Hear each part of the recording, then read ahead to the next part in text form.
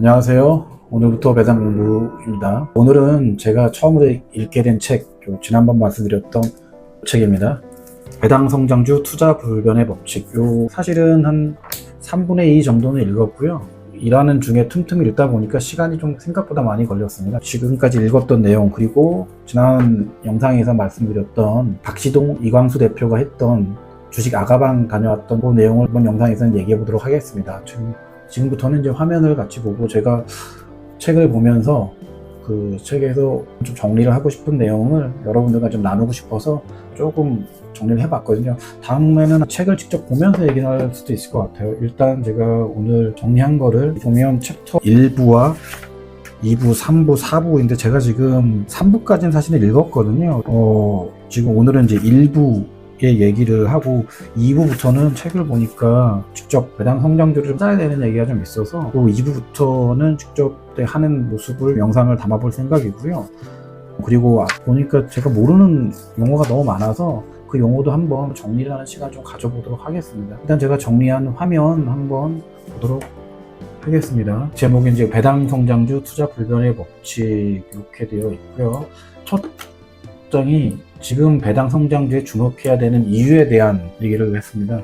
그 워렌 버핏이 왜 부자가 됐는지, 아니 어떻게 부자가 됐는지 그 두 가지가 바로 복리의 마법과 이 배당 성장주에 주목했다라고 합니다. 배당 성장주에 집중해야 되는 이유가 워렌 버핏을 보면서 알게 된 거죠. 배당 성장주라는 건 도대체 무엇인가? 배당주와 성장주를 합쳐서 배당 성장주라고 하고, 배당주라는 게 정의를 주가 대비 4~5% 이상의 배당금이 안정적으로 지급되는 주식을 배당주라고 한답니다. 성장주는 보통 연간 10% 정도 이상 사업과 실적이 꾸준히 성장하는 회사 주식을 성장주라고 하는데, 저희는 이 배당주와 성장주 두 가지를 합쳐서 배당 성장주, 이제 앞으로 집중해야 되는 것은 바로 배당 성장주가 되겠습니다. 그래서 이 배당 성장주 투자 개념은 꾸준히 투자하여 보유 주식 수를 늘린다. 배당금을 다시 재투자하는 게 또 큰 개념입니다. 이래서 복리 효과를 누리고, 배당 성장주 주당 배당금을 매년 성장하는 복리 효과를 누리고, 만일 배당금 증가가 없고 주가만 상승할 때는 이거는 뭐냐면 아까 봤던 바로 성장주가 되겠죠. 이럴 때는 다른 배당 성장주로 갈아타야 된다라고 합니다. 이게 이제 배당 성장주 투자에 대한 개념이라고 이 책에서는 얘기를 하고 있습니다. 배당금과 이자, 임대료를 구분한 표가 좀 재밌게 나와 있더라고요. 주식 배당금은 수익률이 10%, 예금이자는 예상은 5%, 부동산 임대료는 한 8% 정도 되는데, 문제는 이제 변동성이 주식 배당금은 높고, 나머지 이자나 부동산 임대료는 변동성이 낮죠. 원금 변동성도 이 예금이자나 부동산 임대료는 낮고, 대신 주식 배당금은 높습니다. 이런 차이가 있다라고 하고요. 그래서 우리가 보면 이 세 가지를 다시 좀 비교해 봤을 때 취득과 매매 난이도는 주식 배당금은 오히려 간단하죠. 우리가 조금만 공부를 하면 되니까요. 근데 이 예금이자나 부동산 임대료는, 특히나 부동산 같은 경우는 공부 많이 해야 되잖아요. 손해 안 보려면요. 관리의 번거로움, 부동산 장난 아니죠. 가서 임차인들 관리도 해야 되고 여러 가지 신경 많이 쓸 게 많죠. 그런 거에 반해서는 주식 배당금은 낮습니다.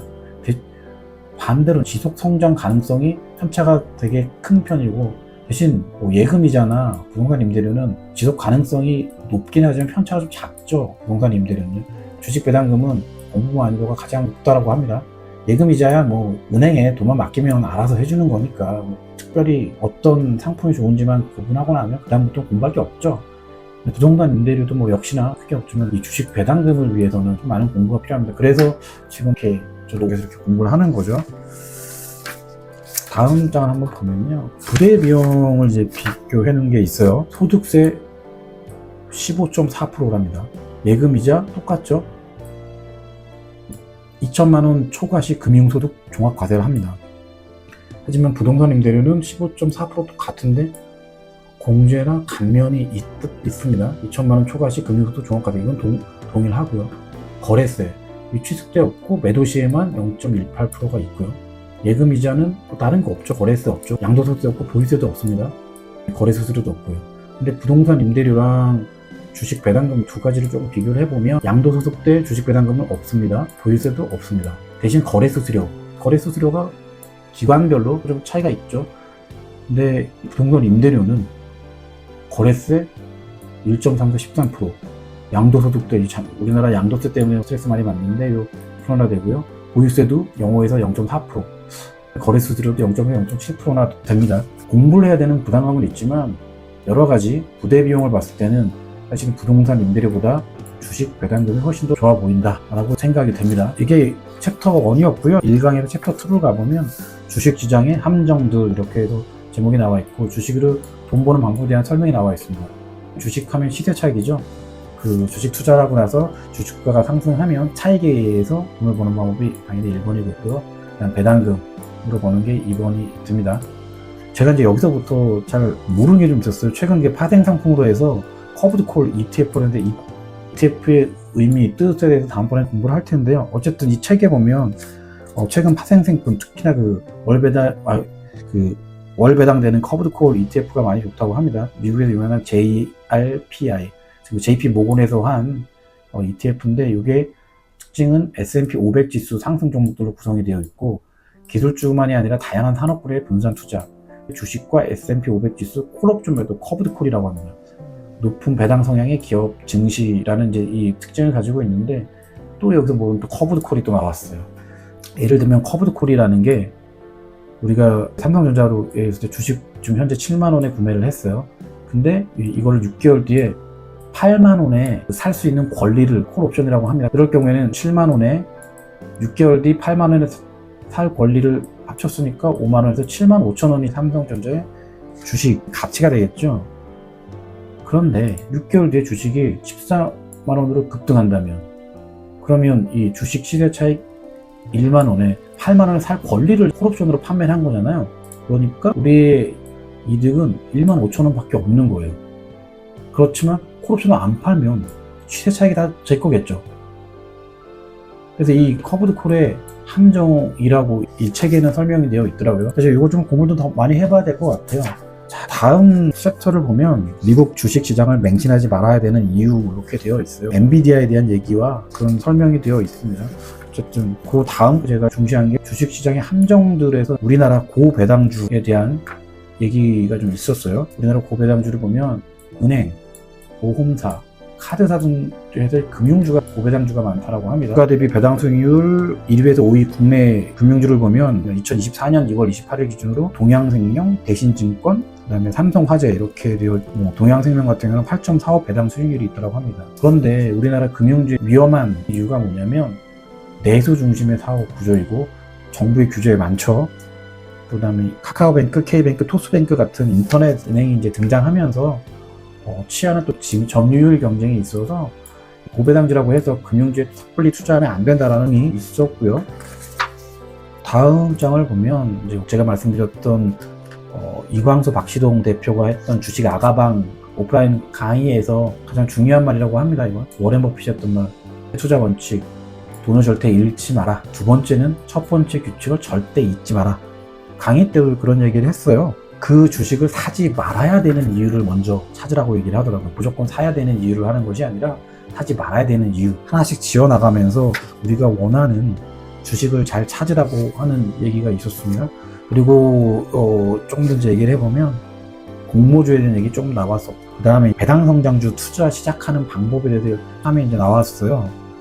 그러면 소액으로 시작하는 배당성장주 사회초년생 기준, 은퇴를 하신 분은 돈이 있겠죠. 퇴직금 받았을 때 그럴 때 은퇴자의 기준에서는 어떻게 하는 것이 좋은지, 주가가 하락해도 상승해도 배당성장주에 하면 마음 편하다고 해서 그런 제목으로 내용이 좀 써져 있더라고요. 내용이 저자의 경험치에 대한 내용이라서 정리할 것은 사실은 좀 없었고 저희가 다음 영상에서는 배당성장주 찾는 방법에 대한 거를 직접 책에 나온 방법들을 하는 것을 영상으로 나눠보도록 하겠고요. 지금은 2주 전에 다녀왔던 주식 아가방에 대한 내용을 한번 같이 나눠보도록 하겠습니다. 그때 찍었던 PPT 사진을 가지고 짧게 보실 텐데 제가 그 영상을 보면서 느꼈던 얘기를 해보도록 하겠습니다. 주식 아가방에서는 장기적인 관점에서 좋은 기업에 투자하라고 했고 이 책에서도 좀 비슷하게 나왔습니다. 그리고 단기 수익보다는 지속 가능한 성장, 시간을 활용한 복리의 힘 똑같은 얘기를 했습니다. 이 동일한 얘기를 그 오프라인 강의에서 똑같이 했습니다. 돈을 잃지 마라. 그리고 두 번째 원칙이 첫 번째 원칙을 기억해라. 라는 건데요. 그것도 얘기를 했었고, 그 다음에 투자하지 말아야 되는 그런 얘기도 있었습니다. 강의 때 뭐 PBR, ROE, PER 뭐 이런 얘기를 했었고, 또한 뭐 지금 현재 상황, 그리고 이 이광수 대표, 박시동 대표가 겸손인들에 나와서 했었던 얘기들을 하는 시간이었습니다. 이재명 정부가 되면서 코스피 지수 5천 간다라고 얘기하는데 왜 그렇게 되는지, 왜 그렇게 가능성이 있는지에 대한 얘기를 들었고, 또 하나는 우리가 주식 투자할 때 뭐 미인 대회 같이 하라라는 얘기를 들었습니다. 그때 미인 대회라는 게 내가 이쁘면 모든 사람이 대부분 이쁘다고 판단하잖아요. 그래서 미인 대회처럼 다른 모든 사람들이 다 좋아하는 그런 주식을 사는 게 좋다. 그리고 내가 투자를 할 때는 투자하지 말아야 되는 이유 체크리스트를 해서 삭제해 나가면서 주식을 골라라, 종목을 선정해라, 주식을 선택해라 라는 얘기를 했습니다. 이 책을 제가 3강까지 읽어봤는데 좀 생각보다 어렵더라고요. 그래서 다음 시간에는 배당 성장주 투자 제대로 분석하기 이렇게 되어 있는데 이 내용들 하면서 최소한 뭐 ETF가 뭔지 PBR이 뭔지 좀 알아야 될 것 같아요. 그래서 다음 시간에는 우리가 알아야 되는 단어에 대한 걸 정리하는 시간을 좀 갖도록 하겠습니다. 오늘은 이 책의 일부 내용 중심으로 배당 성장주 개념을 해서 살펴봤는데요. 뭐 말씀드렸다시피 어려워가지고 저도 소화하지 못한 부분이 좀 많이 있습니다. 책을 읽었지만 다시 봐야 될 부분도 많고요. 그래서 다음 시간에는 말씀드렸다시피 주식에 필요한 단어들 공부하는 시간을 갖도록 하겠습니다. 저와 함께 배당 공부하실 분들 구독과 좋아요 눌러주시면 큰 힘이 될 것 같습니다. 오늘도 시청해주셔서 감사합니다.